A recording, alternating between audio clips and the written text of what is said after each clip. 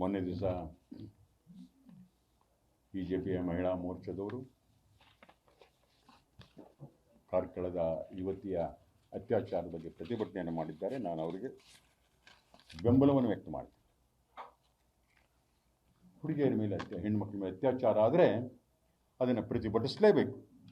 ಅದು ಯಾರ ಮನೆ ಹೆಣ್ಣಾದ್ರೂ. ಕಾರ್ಕಳದ ಯುವತಿಗೆ ಸಿಕ್ಕ ಮಾನ್ಯತೆ ಪಾಪ ಹಾಸನ ಜಿಲ್ಲೆಯಲ್ಲಿ ಸಿಕ್ಕ ನೂರಾರು ಮಹಿಳೆಯರಿಗೆ ಸಿಗಲಿಲ್ವಲ್ಲ ಅನ್ನೋದೇ ಒಂದು ನನಗೆ ಅವ್ರ್ಯಾರು ಮಹಿಳೆಯರಲ್ವಾ?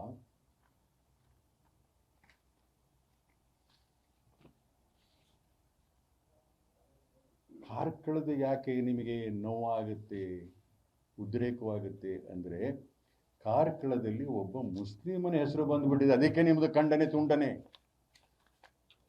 ಹಾಸನದಲ್ಲಿ ಹೆಣ್ಣು ಮಕ್ಕಳ ಮೇಲೆ ಅತ್ಯಾಚಾರ ಮಾಡಿದವರು ನಿಮ್ಮದೇ ಪಾಲ್ದಾರರು. ಹಾಗಾಗಿ ಅವರು ಮಾಡಬಹುದು, ಅವರು ಮಾಡಬಹುದು. ಅದರ ಬಗ್ಗೆ ಭಾರತ ಮಾತೆಯ ವರಪುತ್ರರಾಗಿರ್ತಕ್ಕಂಥವ್ರು, ವರಪುತ್ರಿಯರಾಗಿರ್ತಾರೆ, ಒಂದೇ ಒಂದು ಖಂಡನೆಯನ್ನು ಈ ಕ್ಷಣದವರೆಗೆ ಹೇಳಲಿಲ್ಲ. ನೂರಾರು ಸಂಸಾರಗಳ ನಾಶ ಆಗಿ ಬೀದಿ ಪಾಲು ಬಂದಿದ್ದಾವೆ. ಇವರು NDA ಒಕ್ಕೂಟದ ನಾಯಕರೇ, ಇವರು ಸಂಪುಟ ಸಚಿವರ ಮನೆಯವರೇ ಇದ್ದಾರೆ.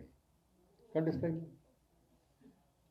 ಬರೀ ಹೆಣ್ಣುಮಕ್ಕಳ ಮೇಲಲ್ಲ ದುರಂತ ಅಂದರೆ NDA ಕಾರಣದಾಗೆ ಗಂಡು ಮಕ್ಕಳು ಕೂಡ ಬಚಾವ್ ಬಚಾವ್ ಅಂತ ಓಡಬೇಕಾಗಿದೆ. ನಾವು ಸಿನಿಮಾಗಳಲ್ಲಿ ಬರೀ ಹೆಣ್ಮಕ್ಳು ಓಡೋಗೋದು ನೋಡ್ತಾ ಇದ್ವಿ. ಈ NDAದರ ಕಾಲದಲ್ಲಿ ಗಂಡು ಮಕ್ಕಳು ಕೂಡ ಬಚಾವ್ ಬಚಾವ್. ದಯಮಾಡಿ ಮಹಿಳಾ ಮೋರ್ಚಾದವರು ಹಾಸನದ ಮಹಿಳೆಯರ ಬಗ್ಗೆ, ಹಾಸನ ಜಿಲ್ಲೆಯ ನಿಮ್ಮ ಸಹೋದರರ ಮೇಲೆ ಆಗ್ತಿರ್ತಕ್ಕಂಥ ಲೈಂಗಿಕ ಅತ್ಯಾಚಾರದ ವಿರುದ್ಧ ಕೂಡ ತಾವು ಹೋರಾಟವನ್ನು ಮಾಡಬೇಕು. ಕಾರ್ಕಳದಾಗಿರ್ತಕ್ಕಂಥ ದುಷ್ಕರ್ಮಿಗಳಿಗೆ ಖಡಾಖಂಡಿತವಾದಂಥ ಶಿಕ್ಷೆ ಆಗಲೇಬೇಕು. ಯಾವುದೇ ಕನಿಕರ ತೋರಿಸಬಾರ್ದು. ಈ ಥರದ ತಾರತಮ್ಯದ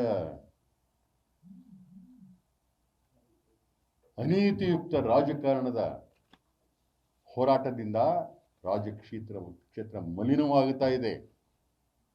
ತಾರತಮ್ಯದ ಹೋರಾಟಗಳು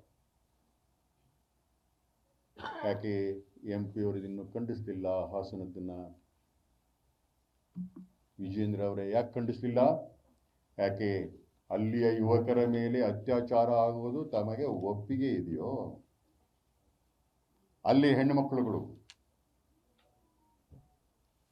ವಿವಾಹಿತ ಆದ ಹೆಣ್ಣು ಮಕ್ಕಳ ಮೇಲೆ ಅತ್ಯಾಚಾರ, ಅದಕ್ಕೆ ತಮ್ಮ ಒಪ್ಪಿಗೆ ಇದೆಯಾ?